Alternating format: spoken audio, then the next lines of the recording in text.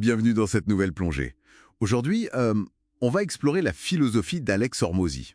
C'est cet entrepreneur, ses idées sur la croissance des entreprises, ça fait pas mal de bruit. Ah oui, Hormozy, c'est une référence pour beaucoup en ce moment. Exactement. Et nos sources, elles décortiquent ses stratégies, surtout autour de la valeur des offres, comment générer des prospects, des leads quoi. C'est ça. L'idée ici, c'est vraiment d'extraire le jus de sa doctrine, comprendre comment on peut repenser la croissance avec des principes qui sont souvent assez contre-intuitifs. Tout à fait. Ok, alors allons-y. Le point de départ chez lui, le truc fondamental, c'est cet échange de valeurs. Il insiste sur le fait de creuser au maximum l'écart entre la valeur perçue et le prix, pour le client bien sûr. C'est vraiment le cœur du réacteur chez lui. Et ça nous mène directement à son idée de cercle vertueux du prix. C'est intéressant parce que ça va à l'encontre de l'idée reçue, quoi. C'est-à-dire, ne pas chercher le prix le plus bas. Exactement. Plutôt l'inverse. Facturer plus cher. Et c'est pas juste pour la marge, hein. D'abord, il y a la perception. On le sait, le prix influence comment on voit la qualité. Ah oui, la fameuse étude sur le vin. Précisément, le même vin. Mais si le prix affiché est différent, notre perception du goût change. Ensuite, un client qui paye cher, il s'investit plus. Il est plus engagé dans le processus. Voilà, ce qui augmente ses chances de réussir, surtout si on vend du service, du coaching, ce genre de choses. Et enfin, point crucial, les profits générés. Ils permettent de réinvestir dans une meilleure qualité, une meilleure expérience client, et ça crée une boucle positive. C'est tout le contraire du cercle vicieux des prix bas où on finit par rogner sur tout. D'accord, je vois. C'est logique même si ça peut paraître un peu osé au départ. Mais bon, pour facturer cher, il faut s'adresser aux bonnes personnes, j'imagine. Ah bah oui, c'est essentiel. Et ça nous amène à son obsession pour le choix du marché. Trouver ce qu'il appelle une foule affamée. Fondamental, oui. Pour Hormozy, la hiérarchie est hyper claire. Le marché, c'est le roi.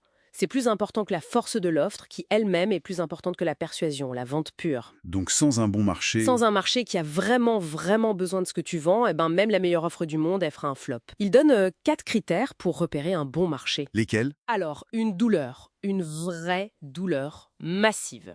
Un pouvoir d'achat, faut que les gens puissent payer. Une facilité à cibler ces personnes. Et un marché en croissance. Logique. Et ça rejoint un peu l'adage « les richesses sont dans les niches », non? Tout à fait. Riches are in the niches. La spécialisation, ça permet de répondre pile à cette douleur spécifique et du coup de justifier ces prix plus élevés dont on parlait. D'accord. Donc, on a notre marché affamé. Maintenant, il faut lui proposer quelque chose d'irrésistible. C'est ça, son offre grand chelem. C'est exactement ça, l'offre Grand Chelem ou Grand Slam Offer.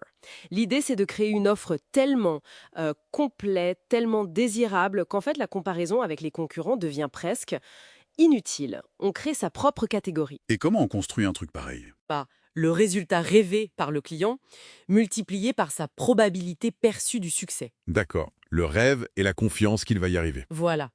Et en bas, au dénominateur, le délai pour obtenir ce résultat, multiplié par l'effort et le sacrifice nécessaires. Donc, pour maximiser la valeur, il faut maximiser le haut et minimiser le bas. Exactement. Augmenter le rêve, la certitude perçue, et réduire le temps, l'effort demandé. Ce qui est fascinant, c'est que tout tourne autour de la perception du client. C'est pas juste l'objectivité de l'offre, c'est comment elle est ressentie. C'est ça. Et c'est là que des éléments comme les garanties fortes, par exemple, deviennent hyper puissants. Ça augmente la probabilité perçue de succès, ça inverse le risque pour le client. Ok, donc on a une offre incroyable, calibrée au millimètre. Mais il faut bien que les gens la voient. Comment on attire les clients vers cette offre grand chelem? Il parle d'aimant à leads, je crois. Oui, les lead magnets. L'idée, c'est d'offrir gratuitement quelque chose. Mais pas un gadget, une vraie solution très spécifique à un problème précis de ton marché cible. Et avec une forte valeur perçue. Pour amorcer la relation. Exactement. Ça attire des prospects qui sont déjà qualifiés, intéressés par ce problème-là. Et ça te permet de montrer ton expertise, de construire la confiance avant même de proposer l'offre payante. C'est le début de ton moteur de croissance. Le moteur de croissance. Oui, parce que l'offre Grand Chelem, avec ses prix élevés, génère des profits importants. Et ces profits, qu'est-ce qu'on en fait? On les réinvestit massivement. Dans l'acquisition de nouveaux clients. Voilà.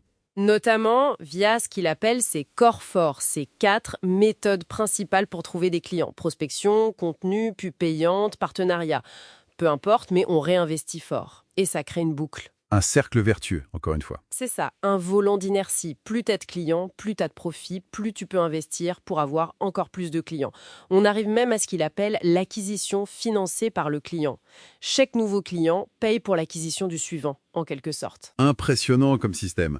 Alors, si on devait résumer tout ça, qu'est-ce qu'on retient? Déjà, l'idée qu'un prix élevé, bien pensé, c'est pas forcément un frein, ça peut même être un moteur de qualité. Oui, Ensuite, l'importance, mais vitale, de choisir son marché, sa niche, avant toute chose.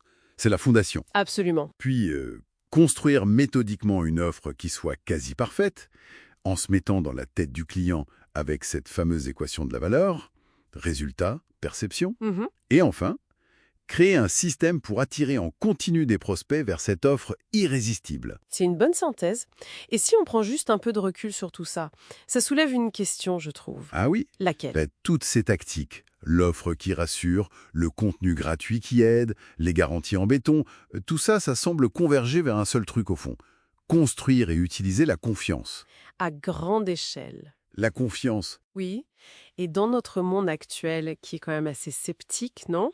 Est-ce que cette capacité à générer une confiance profonde, systémique, ce serait pas ça finalement l'avantage concurrentiel ultime, le plus durable, celui qui est le plus difficile à copier?